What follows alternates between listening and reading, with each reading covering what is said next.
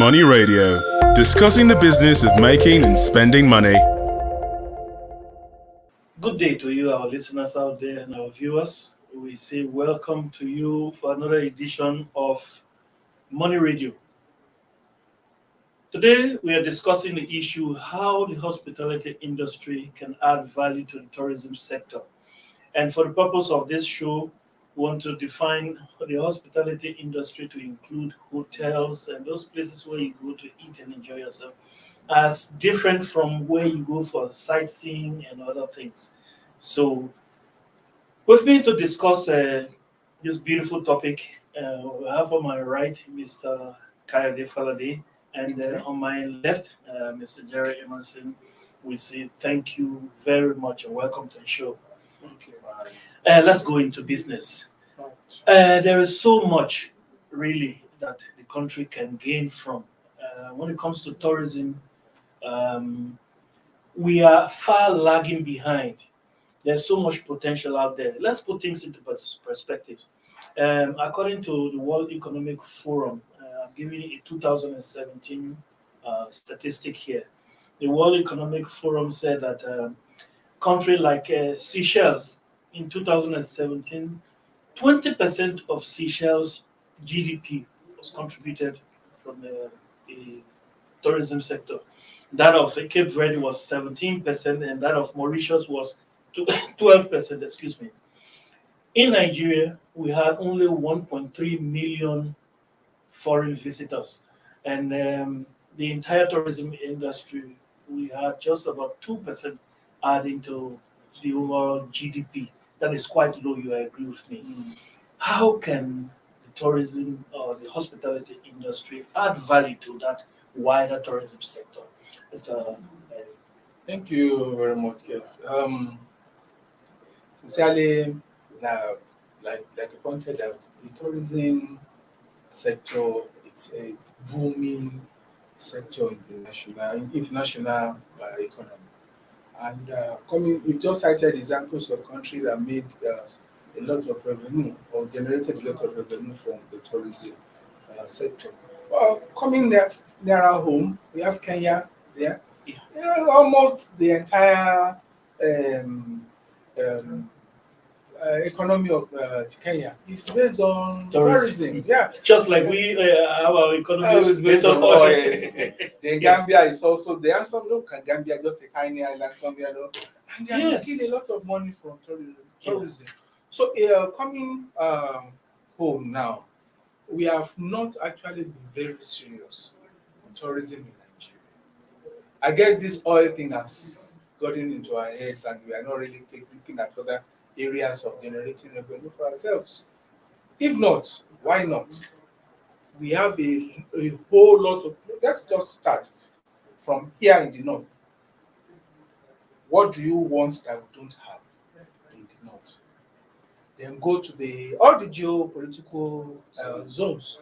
And all of them are, fact, brimming with tourism sites, with tourism, anything you can call tourism. Now, hospitality. A country that is not very vast in tourism cannot actually build the hospitality industry. I agree with you. The economy at large. And the economy at large. Okay. Now, if you look at the UAE, go to hotels in the UAE. Right from the airport, you find a lot of marketers, soliciting for their hotels, trying to even flyers are bound online everywhere, so that they have actually, they have actually made you to think along with them. Yes. In Nigeria, what do we have? How many of our hotels are even internationally rated? Do we even have a real five-star hotel in Nigeria? Some people say no, we don't. That even those with prime, as 5-star hotels in Nigeria, that in international ratings, they are not even there. So I believe if we can boost our hospitality industry, it's going to have a lot of impact on the tourism sector here. That tells me what you are saying tells me that there needs to be some form of synergy between who, and how do we leverage on that synergy? Okay, thank you. Basically, the synergy has to come um, from three angles. It Okay. has to come from just the hotels, basically. We're talking about hospitality industry, and hotels are a major part of hospitality industry. So it can come in the form of where these hotels, you know, partner with these tourist destinations, and of course, government has to also come in. Yeah. So when that happens, there can be some sort of the synergy will be strong enough to promote to promote tourism. There's something I wanted to, as you mentioned government, there's something that comes to my mind. Some of these tourism destinations are not owned by individuals. They are actually run by government, or government benefits from the revenue generated. Um, a place like Yankari Yankari Game Game Reserve. Reserve, yes. We have the Bogu National That place Park. is a huge We have expanse the of land. old Oyo National Park. We have all those ones. It's government that runs those places or that gains. Isn't that so? Yeah, government is running most of them, and I think we should de-emphasize the running. That's one of the running of all these sites by the government.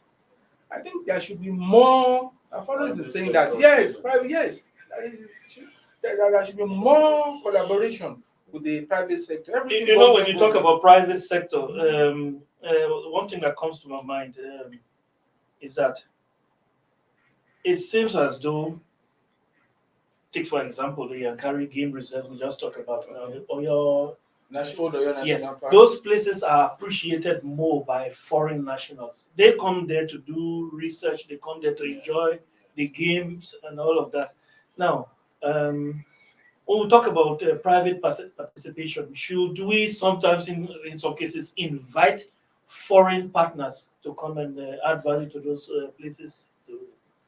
Absolutely, yeah. We should. That will help. But again, talking about private sector participation or coming into the business, it is very important for government to create an enabling environment for these private companies or individuals to come and do business in the tourism sector, because they will have a much better plan that they can sell out to promote these destinations. So, give us a few examples of what government can do to create enabling environment. Like creating incentives in a way that you know having a lesser stake in the management of some of these places.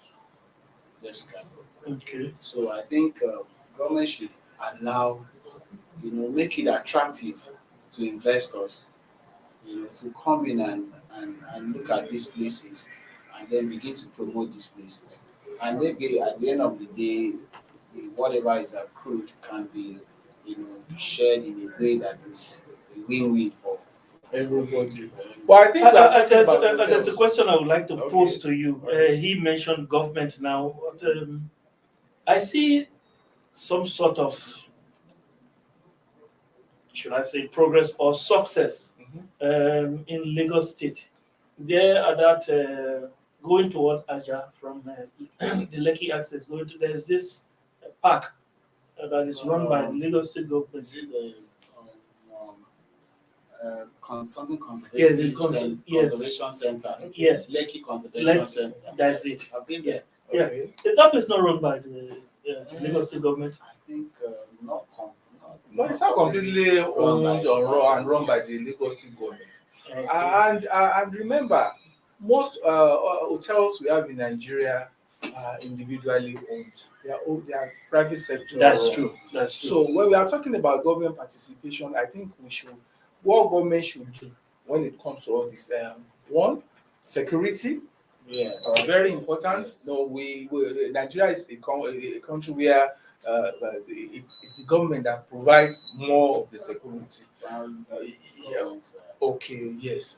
Then I think the government could also help the private sector participation by trying to minimize the issue of multiple taxation. You see, hotels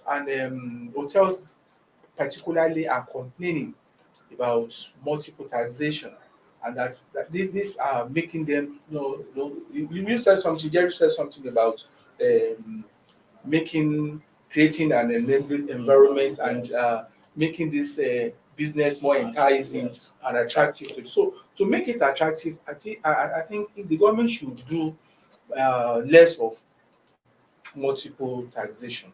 Let's know. See, what most of these hotels are overburdened. Yeah. Yeah. Then when we are talking about government, are we going to say that government should provide electricity or some other things for them? Government there has taken off its hand in the electricity, basically. Yes. So that one is so, and these are some of the things that make the hotel business not to be attractive, as to attract foreign investors or more investors. So all these multinational people have invested there. Look at our hotels, even here in Abuja, the so-called big ones. They are not running optimally. That's true. Yes. So and why? And again, if they are not, we don't have all these big hotels, and even they are not big. You see, how do we let them just be of international standard? That's one thing. I think government can perform more regulatory Function. Yeah. functions. Okay. So we have NTDC, we have some government agencies that are overseeing Yeah. the hotels and all these hospitality, other how do I put it? Other areas of the hospitality business and vis-a-vis the tourism sector too. So if we are looking at the hotels, we should not neglect our sites. Yes. What you are saying basically here is how the hospitality sector can influence the help promote tourism in Nigeria. And let me chip in something there. Um, our topic today is about how the hospitality industry can promote tourism. Now, in most of these hotels, they have hallways, they have conference centers. So in these places, design of destinations can be placed, with inscription for visitors, for participants, in conferences can see and say, oh, this is this place. Oh, I've not heard of, I've not seen it, I've not been here before. So in that way, Will they help the tourism sectors to advertise their own business? no, it's going to be like they have to find a way to to relate with these destinations. Say, okay, for whatever comes in, we share the profit. Okay. A kind of partnership advertisement. Yeah, All okay. right. More like a partnership. So over there at the tourist at the destination, they can also advertise because there are people who could just go straight to this destination, and then at that point you can get to see, oh, you can lodge here, you can go to this hotel, and they also advertise on some of these hotels. Yeah, So I think the airlines do something like that. There's a kind of partnership. yeah, so Some airlines, you come in, you have flyers already on your seats, Yeah.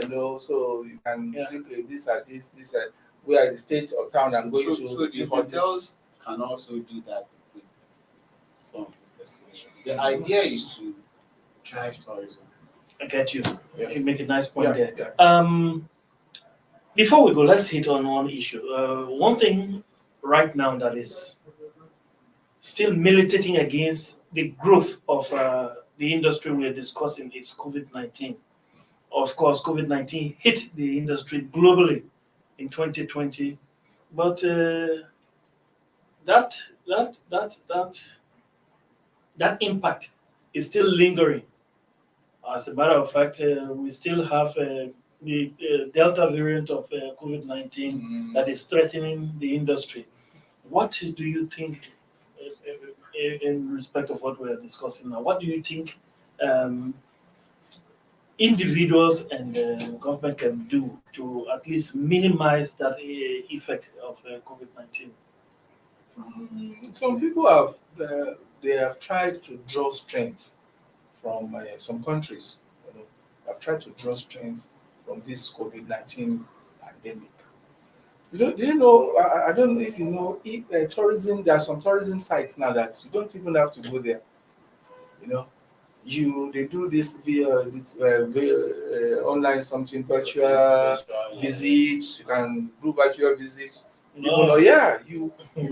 And you have guides talking to you, directing you, as taking you around, and they are generating revenue from that. That's interesting. Yeah, so it's not every time that you just have to go to the site and go there physically.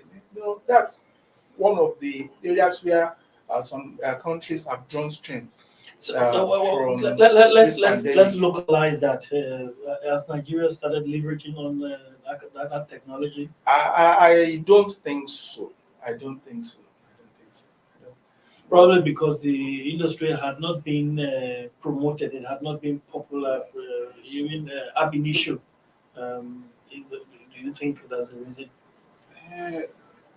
Having to sit in your house or wherever to see some of these places, it's not really our thing, and it will be hard for a Nigerian to